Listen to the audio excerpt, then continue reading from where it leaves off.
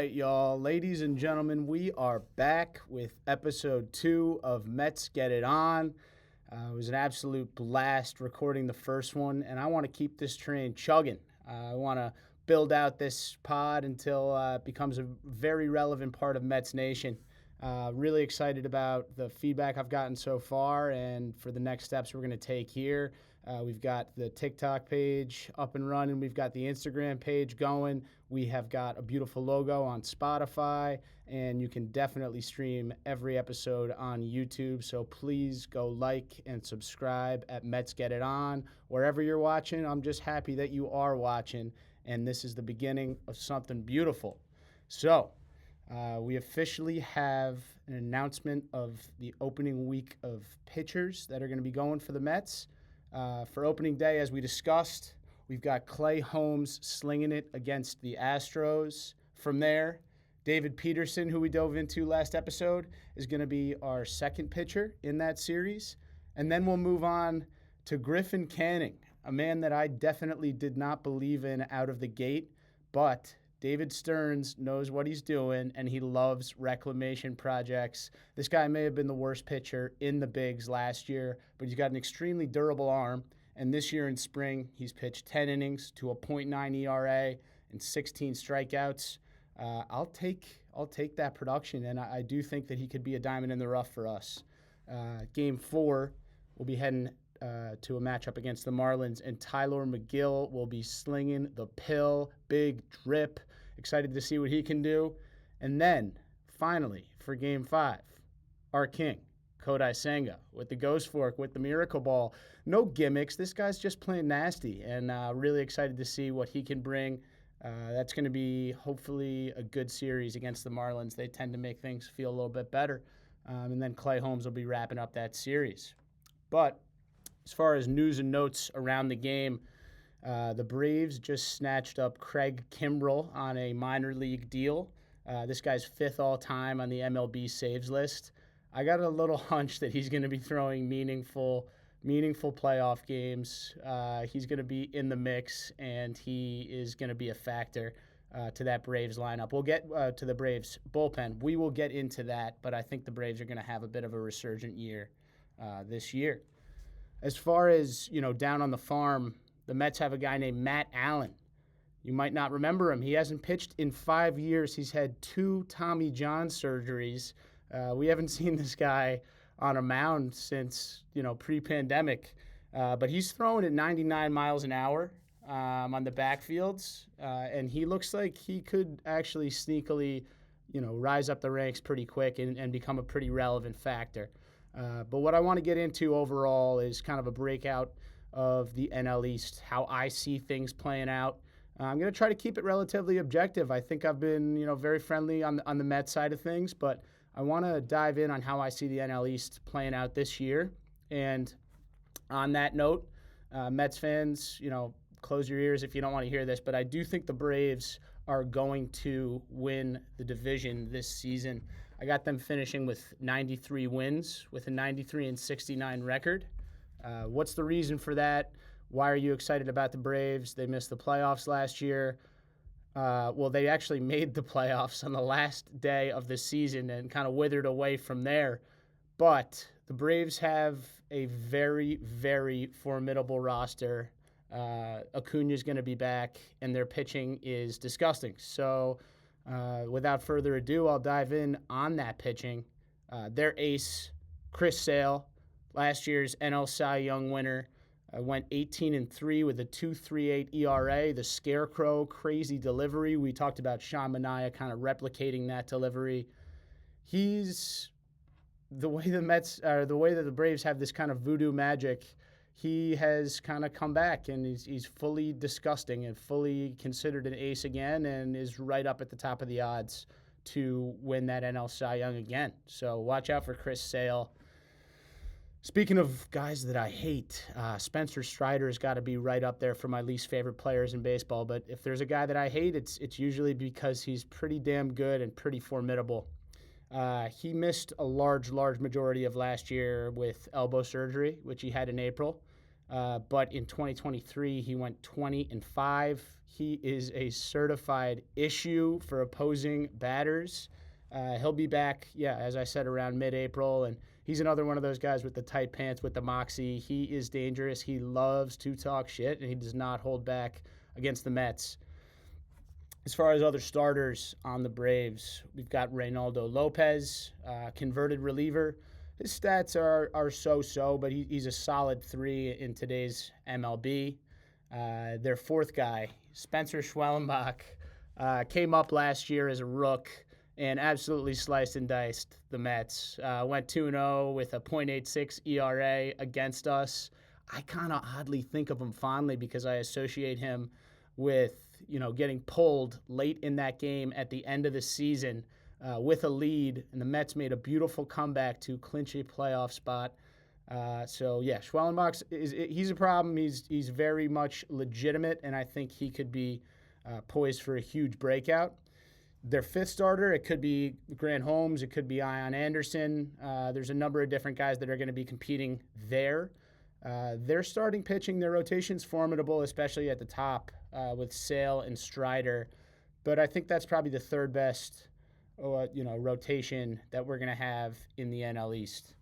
As far as their pen, they got Raisel Iglesias, certifiably one of the best closers and relief guys in the bigs. Went 6-2 with a 1.95 ERA last year, and he had 34 saves. He is just a guy that you can bring out there every day, and he's going to tear you apart. I think he's going to continue to do that this year. And then as far as the rest of their bullpen, they got guys like Pierce Johnson, 6-6 with a 3.67 ERA and 56 innings, kind of a generic workhorse. They got a guy named Aaron Bummer, which I find to be kind of a hilarious reliever name, just Bummer, giving up bombs. But he actually pitched pretty well last season, a 3.58 ERA. And then, they've got Craig Kimbrell, who I just talked about as kind of an X factor. Is this guy going to come in and get back to his prior form? He's been with the Braves before, and these guys tend to, make the most out of their talent. So their bullpen is very solid. I would say it's the second best bullpen in the NL East, and we'll have to watch out for that. As far as the Braves lineup, Ronald Acuna Jr., he is going to kind of make or break things for the Braves this year. He's won NL MVPs, but he's also torn his ACLs twice. He should be back by mid-May. If he comes back and is any semblance of what he has been, you got to watch out because he's top 5 player in MLB. Incredible skill set, unbelievable in the field, and an absolute rifle of an arm, and one of the best hitters in today's game. As far as the rest of their lineup, Jurickson Profar, they just brought him over from the Padres. He's going to be playing left field. Had an unbelievable year in San Diego last year. He tends to play really, really well in San Diego and relatively poorly everywhere else. But I do just feel like the Braves have something's in the water over there, and they do get the best out of these guys. Their third baseman, who I expect to be batting second, he's referred to as Big Thick. This is Austin Riley. He's a guy who kind of wakes up and hits 30 bombs and drives in 100 runs. Unbelievable talent. Another one of these guys that they have locked up for a long time and an extremely high upside. In the 3-hole, first baseman, just a beautiful man overall, but incredible power. Matt Olson. In a down year last year, this guy hit 29 homers and drove in 98. But in 2023, he hit 54 dingers and 139 RBIs. So, people are sleeping on this guy a little bit, and I think they better wake up because he is a premier first baseman, a top 5 first baseman in the game. Marcell Ozuna. We'll see if this guy can do it again. A lot of us Mets fans love referring to his arrest video where, he was pulled over and he goes, I'm Ozuna from the Braves. Gets out of trouble somehow. But aside from that, he had 39 homers, 104 RBIs last year. He's a guy that almost everyone who's not a Braves fan almost universally hates. But he's been an incredible DH for them, and we'll see if he can kind of keep the fountain of youth alive. Michael Harris in center field, one of the best defensive center fielders in the game, kind of a Mets villain, loves making egregious gestures towards us in the dugout and talking shit. And I wish he was our center fielder. This guy's absolutely incredible.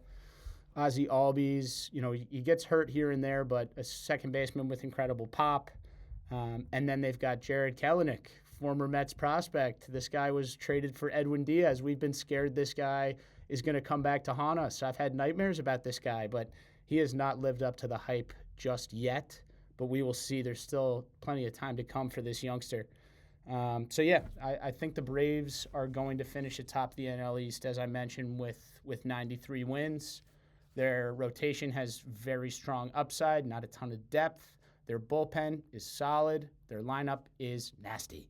I've got the Mets and the Braves as having the best lineups. But you got to see how the games play out. I guess second place in the NL East, I've got your New York Metropolitans, baby. I've got us coming in at 89 wins, record of 89-73. I think that's going to bring us to either a first or a second wild card spot.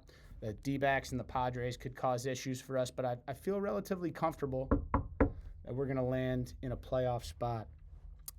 As I mentioned with our rotation, we've got Sean Manaea as soon as he comes back from this minor injury. We've got Kodai Senga, all the upside in the frickin' world, and we will see how that plays out if he can stay healthy. I know the stuff is outrageous, and I feel very confident that he is going to. We've got Clay Holmes, the Stearns Reclamation Project, bringing him from the pen to a starter. They got the kick change, all these things that we talked about last time. I think he's going to be great. He got the upside of a number 2. David Peterson had an unbelievable season last year. And then, Frankie Montas. Can this guy come back healthy? He has the stuff to be nasty. Is he going to actually pitch to that stuff? Or is he going to be injury prone? Is he going to give up a bunch of runs? We'll see. We've got Brandon Sproat, Sproat the GOAT, who I've talked about in the past. He, slings at 99 miles an hour. He could come up. He's our number 1 prospect. So our starters, I would put second or third in the NL East. Our bullpen, I think, is the best in the division. We've got Edwin Diaz, highest paid reliever, along with Josh Hader in the game. He's going to bounce back big time this year. The stuff is too good, and the underlying statistics last year said he got pretty unlucky. So I'm really stoked to see this guy's comeback this year, and people are going to put some respect on his name this year, I believe. A.J. Minter coming over from the Braves as a setup man for us should be really solid. Reed Garrett, incredible stuff. I think Garrett and Diaz last year graded out as one of the best bullpen duos in the game. So very excited to see what Reed Garrett can do over the course of a full season. Daniel Nunez, Stearns found this guy, a needle in a haystack. Ryan Stanek, this guy he's got some of the hippie stuff going on. He's rocking the bandana. He's striking people out with gas up and in. He loves the playoffs. He loves the big stage. He's been there before. And we've got Jose Butto, who was just solid as a rock for us last year. Had a rough outing against the Brewers in the playoffs, but we'll let that slide, man. He's kind of the long guy that can go in and give a lot of innings. And if things work out badly for the rotation, he could slot into one of those rotation spots. So, yeah, feel incredibly good about the bullpen. I think we've got the best pen in the NL East. From a lineup perspective, I think the Mets are right there with the Braves. We got Lindor, second in the NL MVP last year. Our king, our emperor, Francisco, we love you, my man. Juan Soto, the modern-day Ted Williams. Pete Alonso, 40 dingers. Hello, hi, how are you? How you doing? Brandon Nimmo, if he stays healthy, all he does is rake. We'll see how that goes. Vientos, crazy upside. Jesse Winker, all the moxie in the world. Jeff McNeil, and then if Francisco Alvarez can get back and healthy, he's got 30 home run potentials. And then Jose Siri, our new this year's Candelita. The guy who can, play some pretty unbelievable defense and hit a bunch of bombs, and he'll drive you crazy. You're going to love to hate him. You're going to hate to love him. But I think that's the best lineup that there is in this division. So got the Mets finishing in second place with 89 wins. As far as third place in the division, I've got your Philadelphia Phillies. Very close, very close. It's going to be a battle, I think, between these three all year. I got them at 87 wins, finishing at 87-75. What do they have that stands out? They've got the best rotation in the National League East and probably in the game. Them and the Dodgers are going to be duking that title out. The Dodgers have about 14 healthy pitchers. It's pretty outrageous. But leading the Phillies starters, you got Zach Wheeler. Went 16-7 last year with a 2.57 ERA. Finished second in Cy Young voting. We let him go. I will always miss this man. But he's been absolute rock. He's been unbelievable in the playoffs. He's one of the best pitchers in the game. There's just no refuting it. And then we've got Aaron Nola, model of consistency. 14-8 last year with a 3.57. Incredibly durable, solid pitcher, great go-to guy, perfect number 2 guy. Slot him in, set it, and forget it. They've got Ranger Suarez, who finished 12-8 with a 3.46 last year. Pretty damn solid for a number 3. And then they made a trade with the Miami Marlins, who love just giving away good players in division, for Jesus Luzardo. He had a bad year last year, but in 2023, he finished with a 3.58 ERA with 178 innings. I think he's going to be resurgent, and now that he's in an organization that's, that works the right way, the sky's the limit for him. They've got a guy named Christopher Sanchez, went 11-9 last year with a 3.32 ERA. And then kind of an X factor for them, they've got this guy named Andrew Painter, 6'7", absolute unit. First round pick in 2021 out of high school. He's been out for nearly 2 years with Tommy John, but he's the number 8 prospect in baseball. He throws an 100-mile-an-hour fastball, and he's probably going to cause a lot of issues for us for a very long time. So that's, in my mind, the best rotation in the NL East, and right there with the Dodgers as far as the best rotation in the game. As far as the lineup, it's kind of the same names and faces that you've seen for a long time with the Phillies. We got Trey Turner. He might be a little bit overpaid, but he's going to produce, at least in the short term. They signed him for a long, long time, so we'll see how that kind of plays out as he gets a little slower and a little older. Bryce Harper, one of the premier sluggers and players in the game. He's at first base now. He said he's fine to move to the outfield if they were to sign someone like a Pete Alonso next year, which is absolutely nightmare fuel for me. They've got Alec Boehm, the head case, but good upside. Kyle Schwarber, the Schwarbino. Hits missiles, obviously, one of the premier power hitters in the game. Nick Castellanos, modern-day mafia boss, not necessarily producing the numbers, but he's got all the swagger in the frickin' world. Max Kepler, JT Realmuto at catcher. And then they've got Bryson Stott and Brendan Marsh, who, kind of looks a little bit like a swamp monster to me, but he continues to play pretty good defense, and he's got a solid enough bat. I think their lineup is probably third best, but it's competitive and it's very solid. From there, I think what's going to cause Philly a lot of issues this year is their bullpen. They lost Jeff Hoffman over to Toronto. They lost Carlos Estevez over to the Royals. Both of those guys we absolutely went ham on in the playoffs. So as much as I want to say, they suck, the Mets had their number, they were just really, really solid all year. So those are some big guys to lose. What are they left with?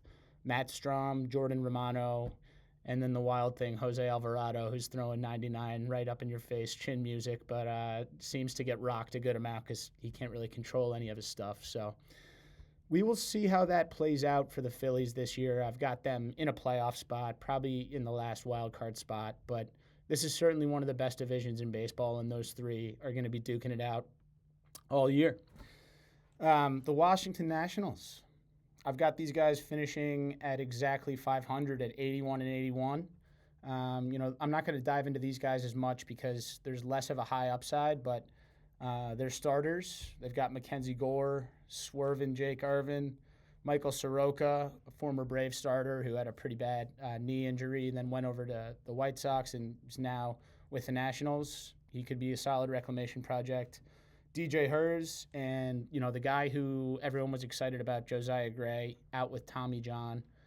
So a solid rotation, nothing, to necessarily write home about, but probably the fourth best in the division.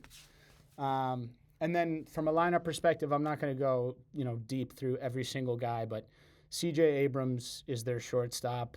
This guy has incredible tools, insane athlete, has put up good numbers. He's had some rocky nights, late nights at the casino, which have shelved him. He's been suspended. He's been sent down. All this type of stuff going on because of his extracurriculars. So if CJ can clean it up a little bit, he's got limitless potential, and we'll see what happens there.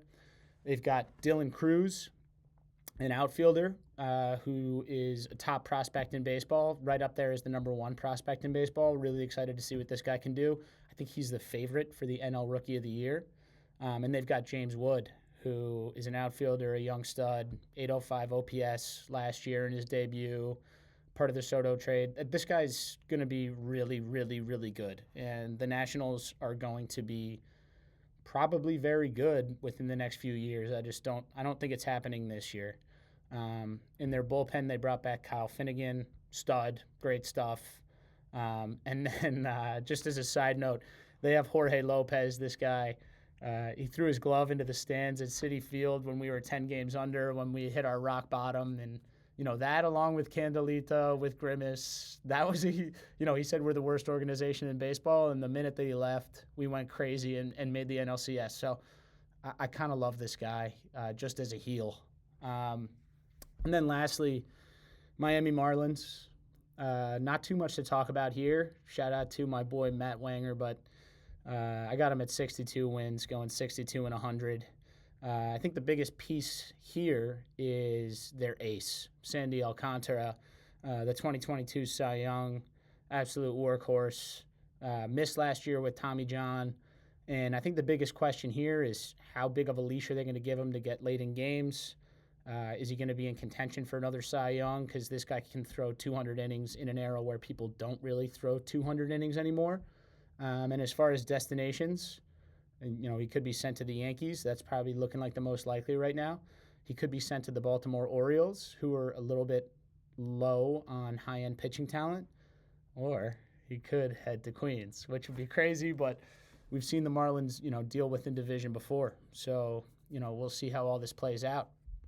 And I want to dive into the way that I see award season going, and some of these awards, the Cy Youngs and MVPs and things of that sort. So the NL Cy Young, Paul Skeens is my guy.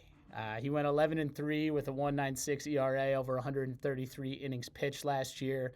Finished third in the Cy Young with just 133 innings pitched. I think that speaks to how ridiculous he was as soon as he got up. And that's the least remarkable part about this guy. He's dating Livy Dunn. So my boy's going to be in front of the camera a lot. He's going to be a big celebrity, whether he likes it or not. And I think he's going to step into that role, start dressing a little bit better, looking a little bit sharper. I think he takes home the NL Cy Young this year, and I think he takes home a lot of those from here on out. AL Cy Young, I'm going to go Garrett Crochet. I love the Red Sox this year. I absolutely love the Red Sox this year. I think they're finally past the Bloom era, and they're spending on players again. And I think, he's a lefty with elite stuff. He came over from the bull. He was a reliever for a long time. He was with the Chicago White Sox, who just had one of the worst seasons in the history of baseball. He's going to be just pumped to be pitching in big games, and he's got a pretty fresh arm because he hasn't had that much exposure, and I think he's going to absolutely pop this year. So give me Crochet as the AL Cy Young. NL MVP, as much as I don't want to admit it, there's only one right answer here. It's a modern-day Babe Ruth. It's Shohei Ohtani. This guy hit 54 homers, 130 RBIs, swiped 59 bags. And by the way, he's actually going to be pitching this year and is one of the best pitchers in the game as well. So I think the NL MVP should be nicknamed kind of, the NL Shotani from here on out. He's going to be taking home that award pretty much every year if he's one of the best hitters in the game and one of the best pitchers in the game at the same time. People thought that could never actually feasibly happen, and it has. A little bit more of a dark horse pick on the AL MVP side. Give me J-Ram, man. Give me Jose Ramirez. 39 homers and 118 RBIs last year. You guys heard me last episode.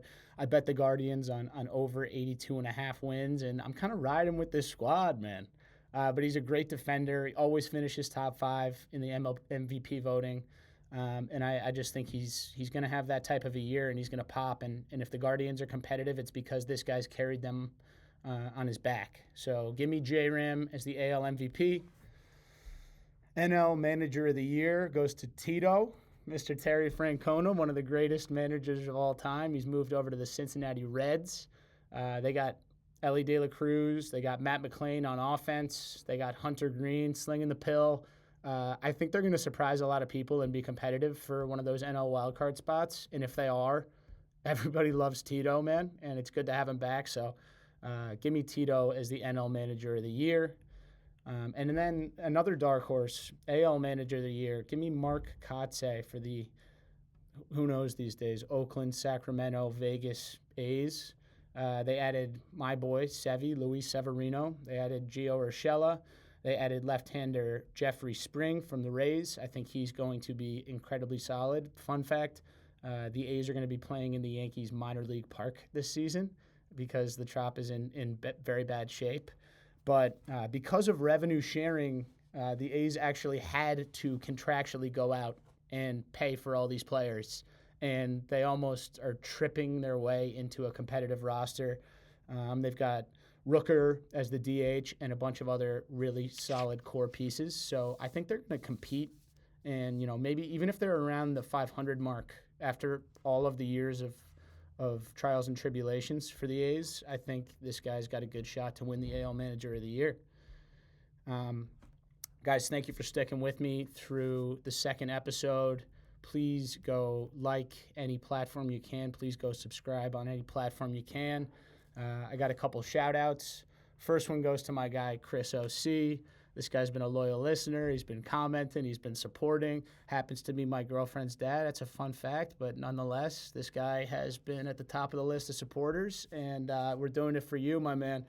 And then the other one is the Out of Context Seinfeld memes. It's a group me that I'm in with 345 passionate Mets fans. They've been supporting the pod. They're pushing for excellence. And boys, I feel like we've lived through every great moment of the Mets for the last at least 5 to 10 years. So excited for many more to come. But this is me signing off. Second episode of Mets Get It On. Thank you for listening. Go support your boy. And Mets Get It On!